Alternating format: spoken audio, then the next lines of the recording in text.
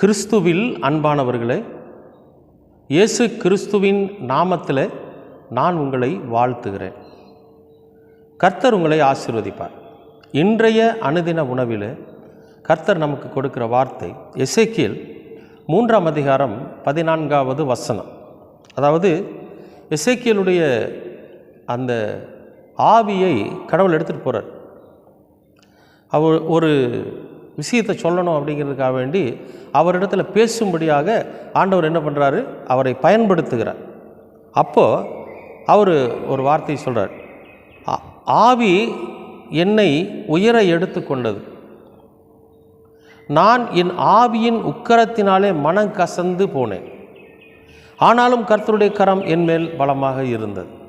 ஒரு அனுபவத்தை சொல்கிறார். அன்பானவர்களே, நாமும் சில நேரத்தில் நம்முடைய ஆவியில் கலங்கி நிற்போம். உடம்பு ஆரோக்கியமாக இருக்கும், எல்லாமே நல்லா இருக்கும். ஆனால் மனசு பார்த்திங்கன்னா போராடிக்கிட்டே இருக்கும். இந்த ஆத்மா கலங்கி நிற்கும். ஏதோ ஒன்று இழந்துட்ட மாதிரியும், ஏதோ ஒரு விஷயம் நம்மளை விட்டு போயிட்ட மாதிரியும் ஒரு படபடப்பாக இருந்திருக்கா? அப்படி நிறையா பேருக்கு இருக்கும். எனக்கு இருந்திருக்குது.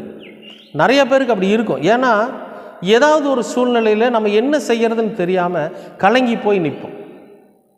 அப்படி தான் இங்கே எசேக்கியேல் எழுதுகிறார், நான் மனம் கசந்து போனேன், ஆனாலும் கர்த்தருடைய கரம் என்மேல் பலமாக இருந்தது அப்படின்னு சொல்லி சொல்கிறார். அன்பானவர்களே, ஒரு பிரச்சனையை நாம் நினைக்கிறோம். வீட்டில் இப்போ சாதாரணமாக நினச்சிட்டிங்கன்னா, ஒரு திருமண காரியம்னு வைங்களேன், அல்லது ஒரு வேலை வாய்ப்பு, ஏதோ ஒன்று நமக்கு கிடைப்பதற்கான வாய்ப்பை நெருங்கி அதில் வெற்றி அடையக்கூடிய ஒரு சூழ்நிலை வந்திருக்கும். திடீர்னு அது நம்ம கையை விட்டு போயிடும். அப்போ மனசு ரொம்ப வேதனைப்படும், மனம் கசந்து போயிடும். என்னடா வாழ்க்கை இது, எதுக்காக நாம் வாழணும்? இப்படி எந்த விஷயத்தை எடுத்தாலும் நமக்கு தோல்வியாகவே இருக்குது. எதை குறித்தும் நம்ம வெற்றி அடைய முடியலையே. ஒரு மனசுக்கு சமாதானமாக நான் ஜெயிச்சிட்டேன், இனி நம்ம சந்தோஷமாக வாழ போகிறோம், இனி நமக்குள்ள கஷ்டம் வராது, இனி எந்த பிரச்சனையும் நமக்கு வராதுன்னு மன நிறைவாக சொல்லி வாழக்கூடிய ஒரு சூழ்நிலை நம்முடைய வாழ்க்கையில் இல்லையே. என்ன பண்ணுறது? என்ன செய்யறது? என்ன செஞ்சுக்கலாம்? ஏதாவது செஞ்சுக்கலாமா? இனி நாம் இந்த உலகத்தில் வாழ்ந்து என்ன பிரயோஜனம்? இப்படி மனக்கசப்பு, ஆவியில் போராட்டம் இருக்கும். இன்றைக்கி நிறையா நீங்கள் ஊடகத்துலேயும் செய்தித்தாள்லையும் பார்த்தீங்கன்னா, தன் வாழ்க்கையை முடிச்சுக்கிட்டவங்க எத்தனை பேர் கடன் பிரச்சனையினால் ரொம்ப முடியாமல் அவங்க என்ன பண்ணுறாங்க, தனக்கு பிறந்திருக்கிற 2 குழந்தைகளோ 3 குழந்தைகளோ அதுகளுக்கு விஷத்தை கொடுத்து கொன்னுட்டு இவங்க கணவன் மனைவி இறந்து போகிறாங்க. எத்தனை நாம் செய்தியில் பார்க்குறோம். அவங்களுக்கெல்லாம் என்ன இல்லை அப்படின்னா, ஒரு நம்பிக்கை இல்லை இந்த வாழ்க்கையில். அவங்க ஆண்டவரை தெரிஞ்சுக்கல. அன்பானவர்களே, இப்போ ஆவியில் நம்ம கலங்கி இருக்கிறப்ப, மனம் கசந்து இருக்கிறப்போ நம்ம என்ன பண்ணணும்னா, நாம் சுயமாக முடிவு எடுக்கக்கூடாது.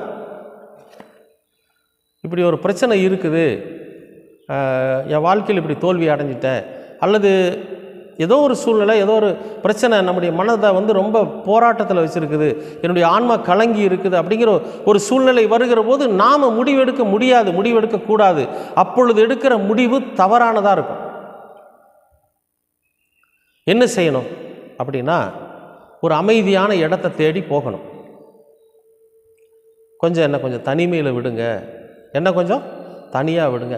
அப்போ எல்லோரும் என்ன பண்ணுவாங்க தெரியுமா? ஐயோ அவனை தனியாக விட்டுறாதீங்க, அவன் மன கஷ்டப்பட்டு இருக்கிறான், ஏதாவது பண்ணிக்குவான், அதனால் அவனை தனியாக விடாதீங்க எல்லோரும் சொல்லுவாங்க.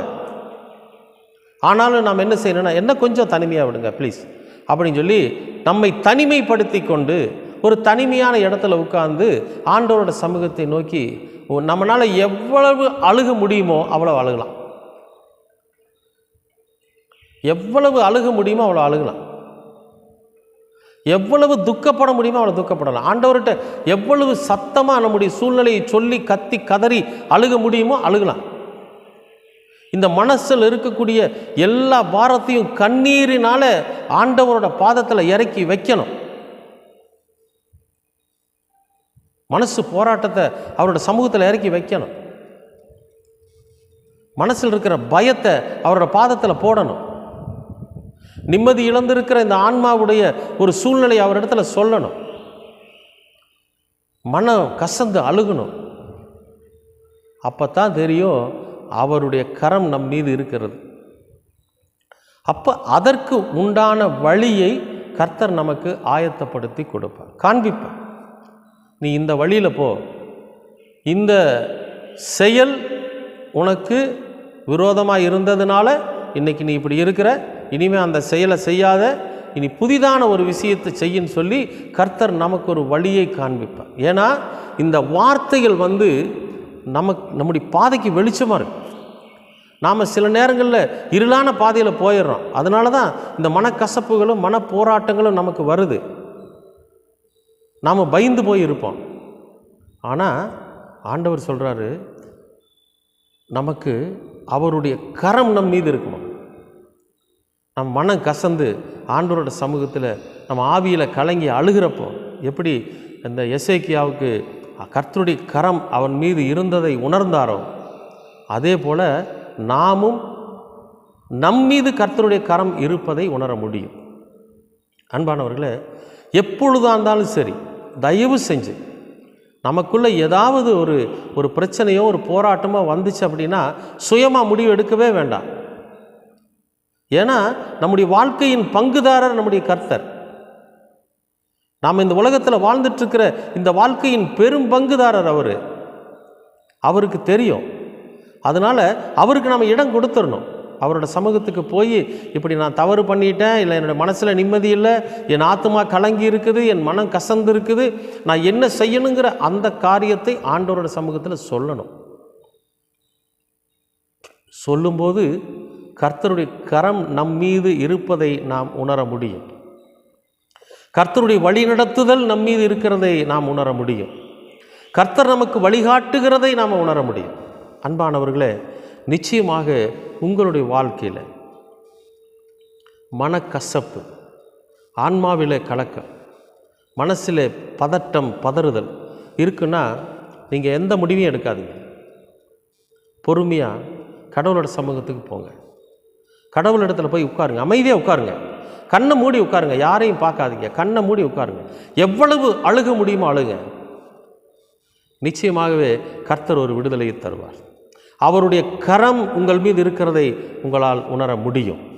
அவருடைய வழி நடத்துதல் உங்களை வழிநடத்தி கொண்டிருக்கிறது என்பதை நிச்சயமாகவே உங்களால் முடியும். கர்த்தர் உங்களை ஆசீர்வதிப்பார். அன்பின் பரலோக பிதாவே, அருமையான நல்ல இந்த நாளிற்காக நன்றி. அனுதின உணவிலே நீர் சொன்னது போல நாங்கள் கலங்கி இருக்கிற போது, எங்கள் மனம் கசந்து பயந்து இருக்கிற போது உம்முடைய கரம் எங்கள் மீது இருப்பதை நாங்கள் உணர வேண்டும். எப்படி எசேக்கியா உம்முடைய கரம் அவர் மீது இருந்ததை உணர்ந்தாரோ, அதே போல எசேக்கியேல் உணர்ந்ததைப் போல நாங்களும் உணர வேண்டும் சுவாமி. நாங்கள் சுயமாய் முடிவெடுத்து தான் தோன்றித்தனமான தவறுகளை செய்து விடாதபடிக்கு பொறுமையாய் நிதானமாய் உம்முடைய சமூகத்தில் வந்து அமர்ந்து எங்களுடைய பிரச்சனைகளுக்கும் எங்களுடைய மனக்கசப்புகளுக்கும் எங்களுடைய மன போராட்டத்திற்கும் ஆவியின் கலக்கத்திற்கும் என்ன காரணம் என்பதை உணர்ந்து அதற்கு சரியான ஒரு வழிகாட்டுதலை நாங்கள் உம்மிடத்திலிருந்து பெற்றுக்கொண்டு அதன்படி நடக்க நீர் எங்களுக்கு கிருபை பாராட்டும். உடைய கிருபையும் உடைய அன்பும் உடைய வசனங்களும் எங்களை வழி நடத்தட்டும். இயேசு கிறிஸ்துவின் வழியாய் கேட்கிறோம் நல்ல பிதாவே. ஆமேன், ஆமேன், ஆமேன்.